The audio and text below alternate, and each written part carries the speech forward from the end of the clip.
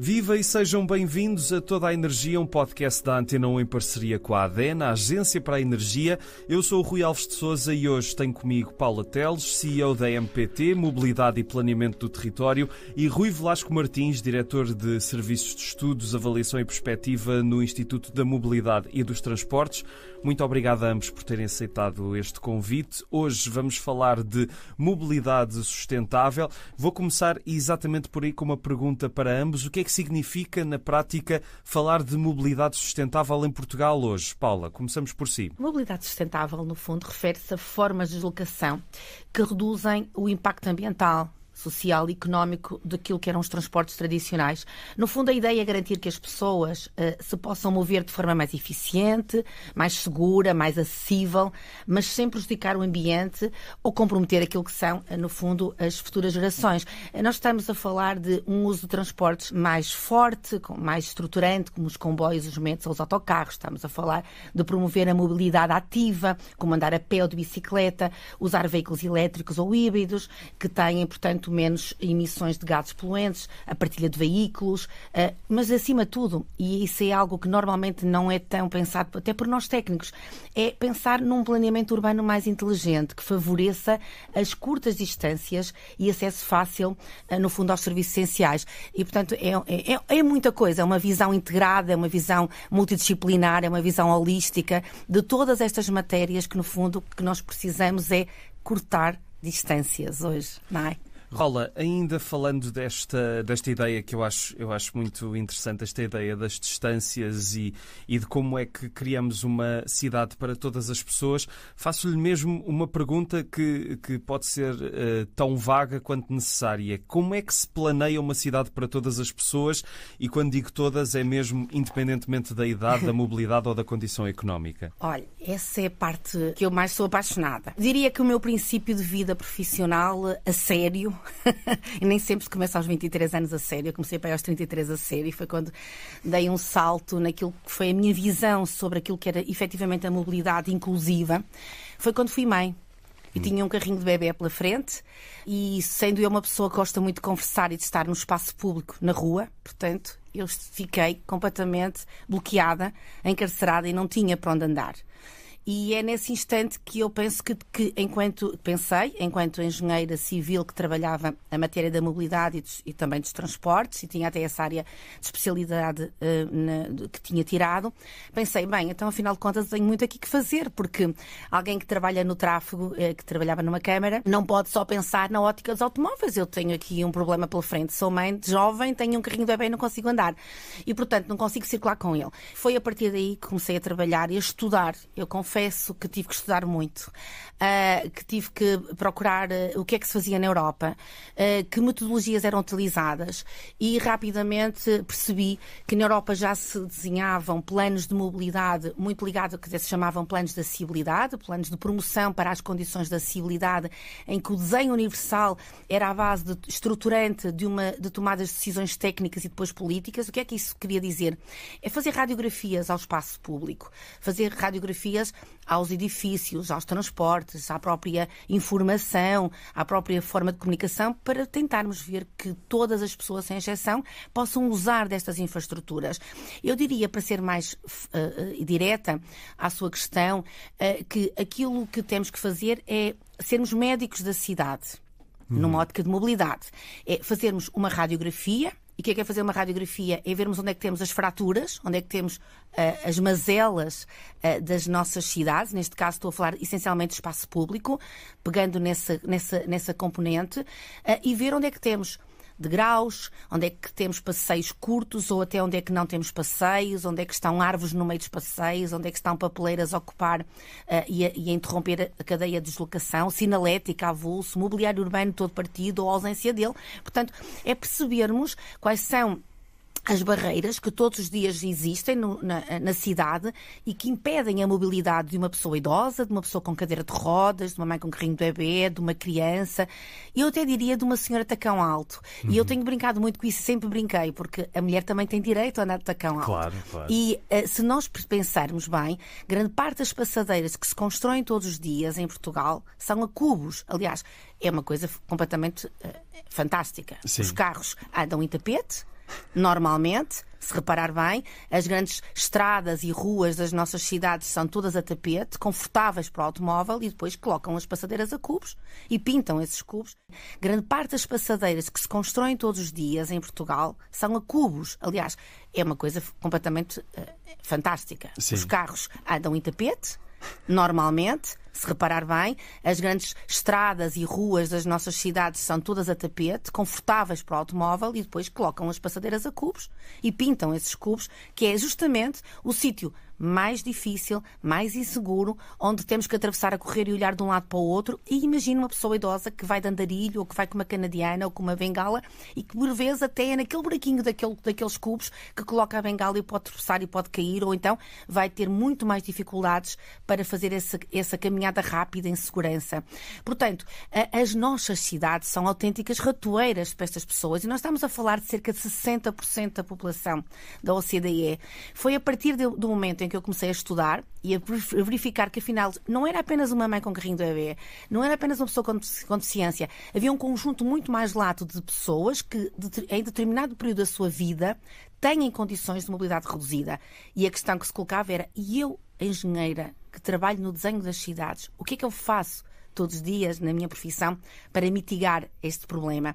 E eu percebi que nunca tinha feito nada. Rigorosamente nada. Eu nunca tinha pensado que os sinais deviam estar fora dos passeios, que os passeios tinham que ter corredores mínimos, sem obstáculos, que tinha que haver materiais para os cegos, que tinha que haver rampas com inclinações muito rigorosas, sob pena que as cadeiras de rodas não podiam subir de forma autónoma, que as pessoas que têm dificuldades. Portanto, havia um mundo enorme de coisas pela frente. Comecei a trabalhar com algumas câmaras, comecei também a apertar, no fundo, do ponto de vista quase de lobby, aquilo que eram os governos que iam passando pelo nosso país, e fazendo-nos ver que a cidade que se construía para uma pessoa de 30 anos com plena força e saúde era uma cidade que dava para todos, e não custava mais por isso. Tínhamos era que desenhar bem desde o início. E, portanto, é daí que surge esse trabalho, que depois, mais tarde, consegue-se, através deste plano, portanto, é um documento que nós fazemos com essa radiografia, onde anotamos em sistema de informação geográfico todos os pontos negros que impedem essa mobilidade, e, simultaneamente, lançamos propostas de correção, fazemos mapas dessas barreiras, criamos mapas de corredores vermelhos e verdes. Se um corredor for vermelho, não é acessível a uma pessoa com mobilidade reduzida. Se é verde, é. E esses mapas, quando chegam aos políticos, são tão simples de analisar e de ver que qualquer político, perante uma situação dessas, consegue tomar uma decisão e dizer: realmente, em vez de eu gastar agora aqui 500 mil euros naquela rua, eu vou, mas é fazer estes 4 ou 5 bocadinhos de ruas que, se forem todas tratadas, em conjunto temos um sistema contínuo que permite a acessibilidade, se calhar, de 2 km aqui no centro da cidade. E, portanto, é com esta forma de ver à lupa, ao microscópio, aquilo que são os 2 centímetros, o 1 centímetro da cidade, que nós poderemos dar mobilidade a tantas pessoas que todos os dias se deparam com essa circunstância de não poderem caminhar na cidade. E o caminhar na cidade é fundamental para o aceder aos outros modos de transporte, como aqui com certeza vamos falar, e o Rui Velasco em particular, de todos os sistemas de transporte que são fundamentais neste percurso de vida que o nosso país leva na mobilidade sustentável. Concorda, Paula, que ainda há muito caminho pela frente? Sim, e o Rui não poderia ser, é a melhor pessoa, com certeza, para falar destas. O Rui Velasco, peço desculpa porque temos aqui 2 Ruis. Exato. Para falar deste assunto, porque tem feito um trabalho fantástico no IMT, e eu tenho dito a algumas pessoas, ele pode não acreditar, porque eu sou sendo do Porto e ele de Lisboa, temos sempre aqui uma rivalidade. Mas o Rui tem sido uma pessoa que tem estado muito nesta nova mudança da cultura de mobilidade, de uma cultura que era muito baseada realmente, por exemplo, em termos de IMT, do transporte público, para aquilo que é hoje uma visão muito mais holística de uma mobilidade mais horizontal, em que outros modos passaram a assumir um papel preponderante. E nós todos estamos muito dependentes também do seu trabalho, e também quero aqui felicitá-lo. É claro que sim. Eu diria que falta uma grande preocupação coletiva, em primeiro lugar. E o que é que isto quer dizer? É mesmo uma preocupação cívica. Eu todos os dias tenho a noção que no meu dia eu tenho que ter uma parte, e se não for no dia tem que ser ao mês, eu tenho que ter uma parte do meu mês em que eu tenho que trabalhar para a mudança cultural de uma sociedade. E eu isso tenho feito desde que comecei nesta linha da mobilidade sustentável e do planeamento da mobilidade. Porque eu percebi a certa altura que a minha energia estava a ser muito gasta e não estava a ter resultados. Eu não conseguia implementar as ideias do planeamento da mobilidade sustentável nas autarquias, na própria sociedade e das comunidades, e percebi que tinha que trabalhar mais ainda aquilo que era essa mudança cultural e a explicação dela, ou seja, trabalhar muito a questão da literacia. No fundo é isso. E foi por isso que eu tive que voltar atrás, voltar a dar aulas na universidade, voltar a criar, por vezes, algumas plataformas que sirvam para levar estas mensagens de quais são as razões e os motivos pelas quais estamos hoje a precisar de mudar os nossos modos e os nossos padrões de mobilidade, e explicar às crianças que estão no jardim de infância, às crianças que estão na escola primária, na escola secundária e até à universidade. E à própria sociedade. Portanto, há uma parte muito grande que o nosso país ainda tem que investir, que é na literacia das pessoas. E eu até diria mais.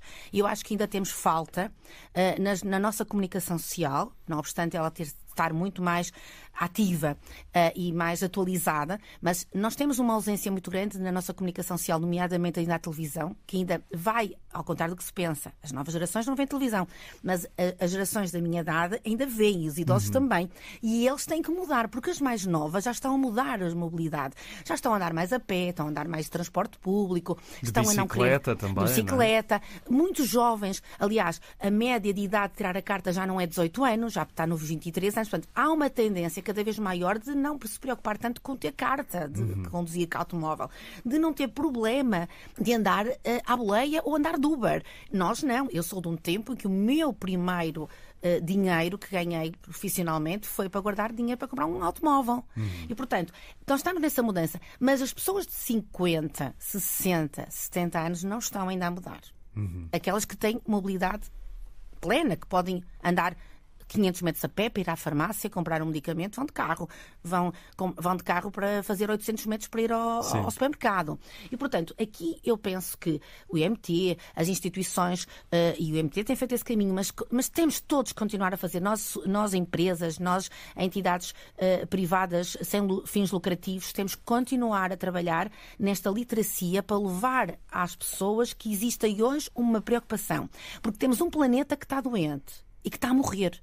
Porque isso é verdade. Nós temos realmente o aquecimento global e sabemos que 1/3 das emissões que vai para a atmosfera vem da questão dos transportes e da mobilidade. Portanto, onde é que eu posso estancar logo a origem destas emissões? É na minha forma de deslocação. É nesta mudança que eu tenho que fazer de modo de mobilidade, de mais carro para menos automóvel, para menos carro, não é?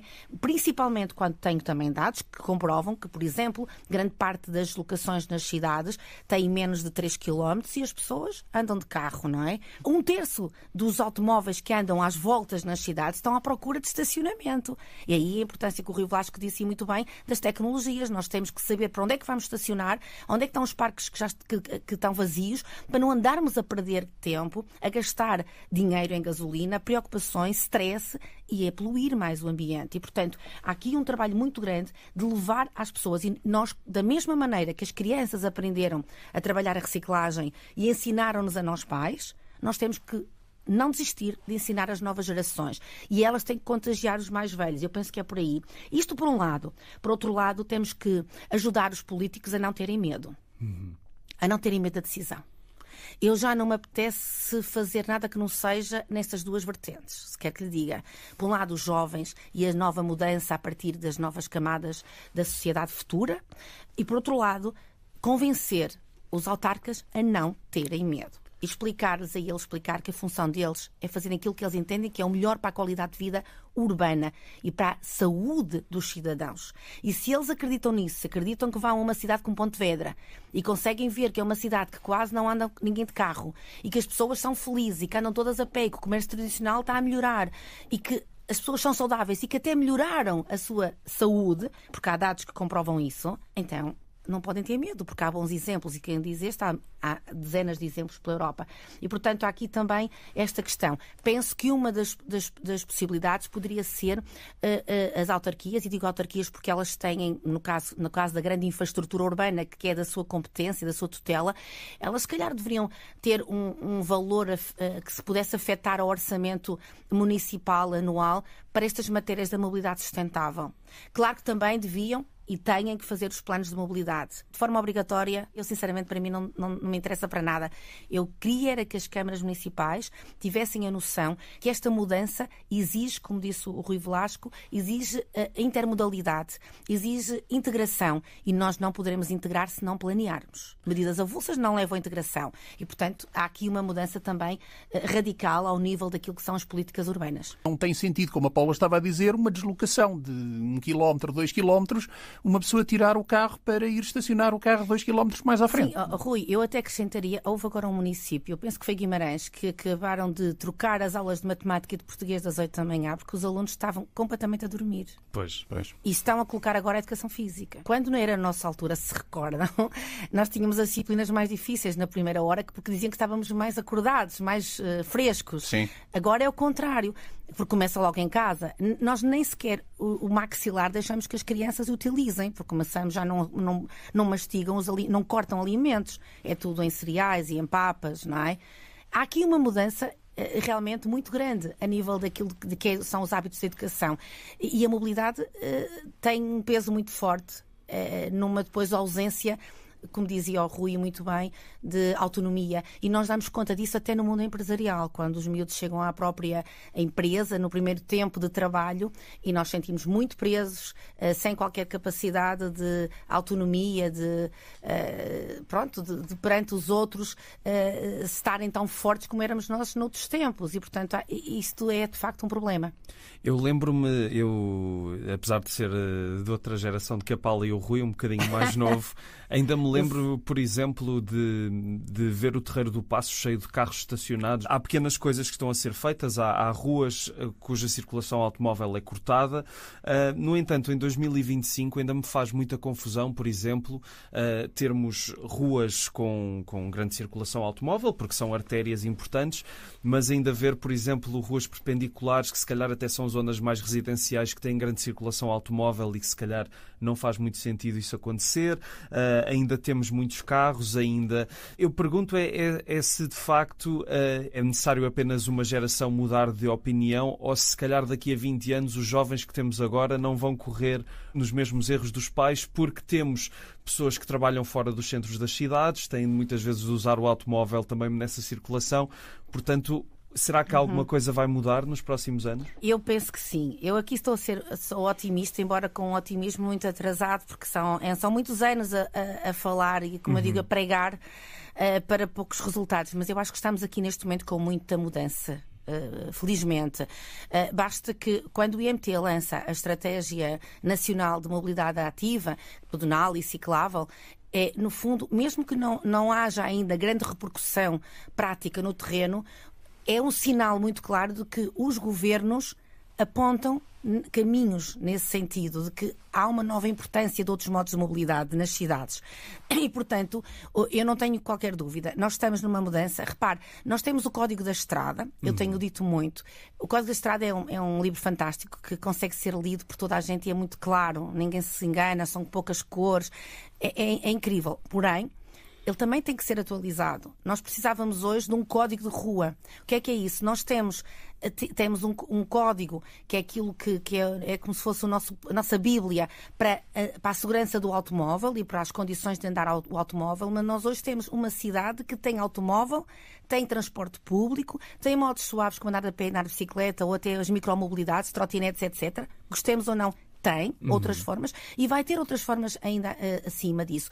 E ainda por cima, numa altura em que temos novas preocupações como as alterações climáticas que nos exigem apostar na estrutura verde, temos que ter mais corredores verdes porque temos que mitigar os picos de calor que são enormes. Nós vamos cada vez ter mais calor nas cidades, vamos cada vez ter também outros temporais e outros problemas de clima e, portanto, temos que trabalhar muito bem aquilo que é a permeabilidade e a cobertura verde.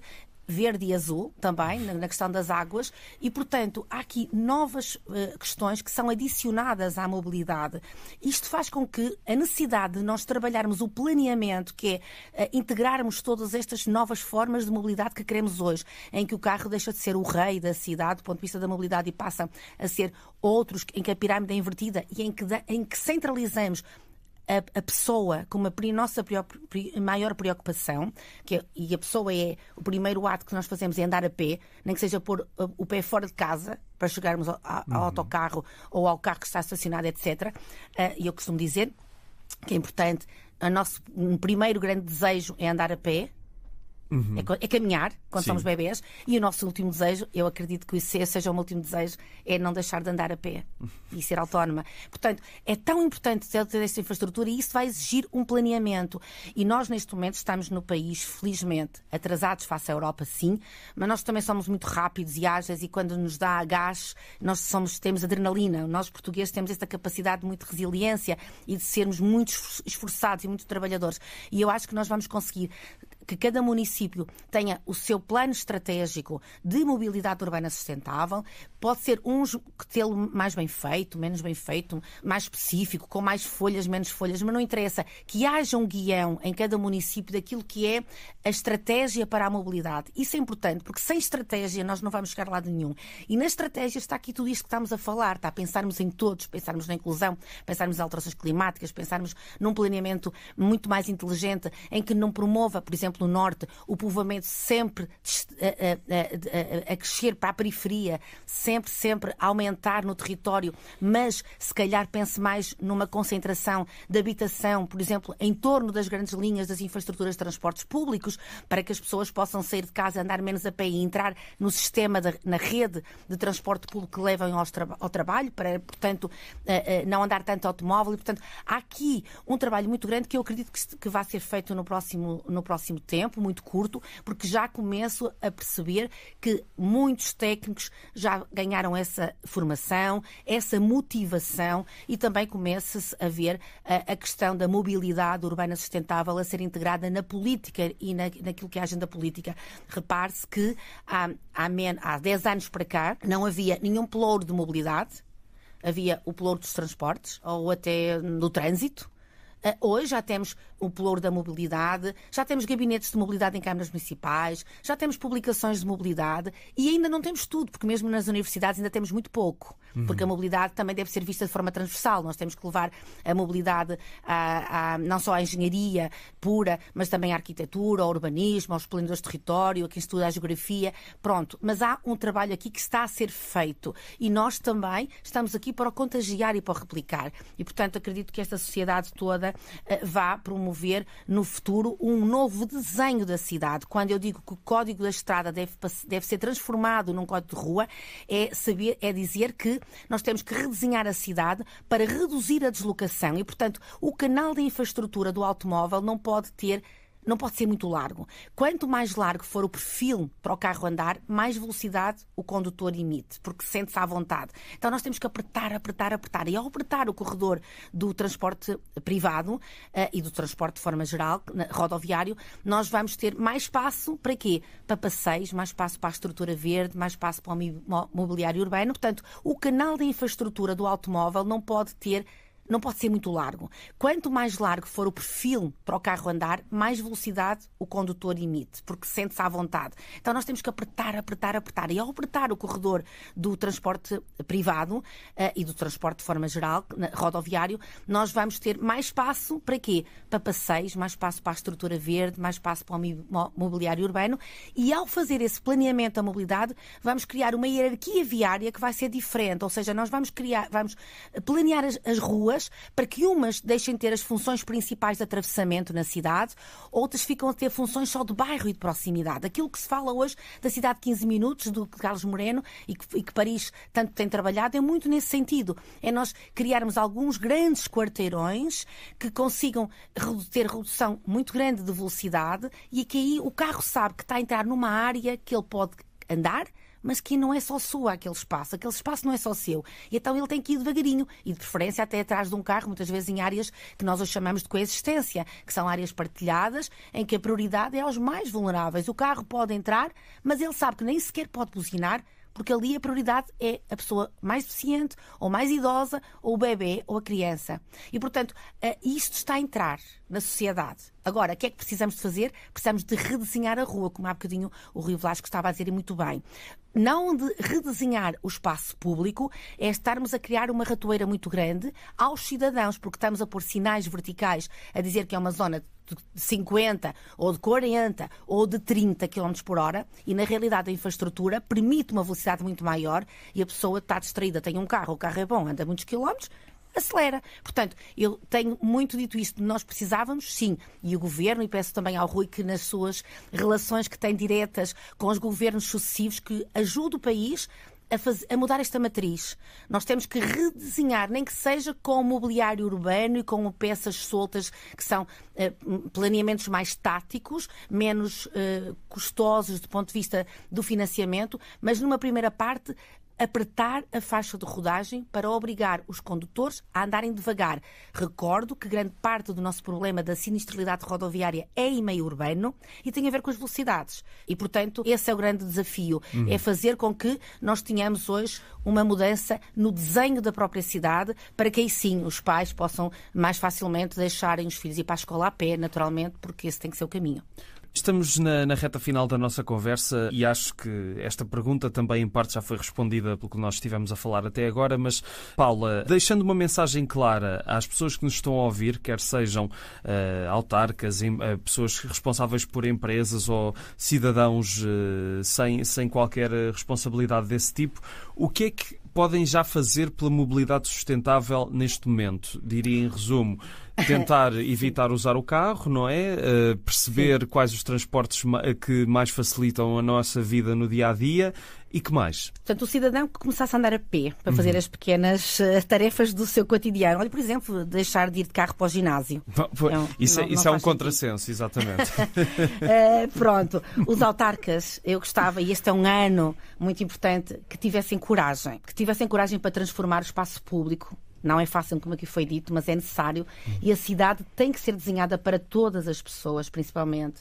Aos empresários que incentivem as locações mais limpas, com passes, até oferecendo ou parte deles, podendo ajudar na parte financeira, permitindo horários flexíveis, criando alguns estacionamentos para bicicletas, portanto, mostrando no fundo que a mobilidade sustentável não é uma utopia.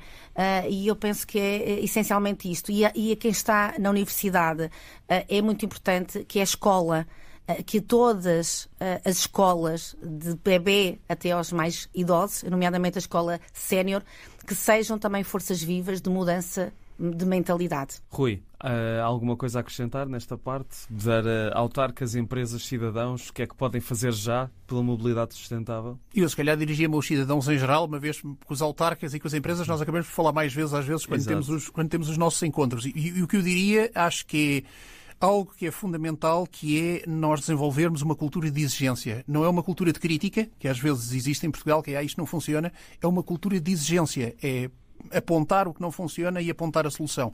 Se há um painel numa paragem que deveria estar a indicar qual o tempo para a chegada do próximo autocarro e não está, falar com o operador e apresentar essa nota, dar nota. Atenção, o meu painel da minha paragem não está a funcionar.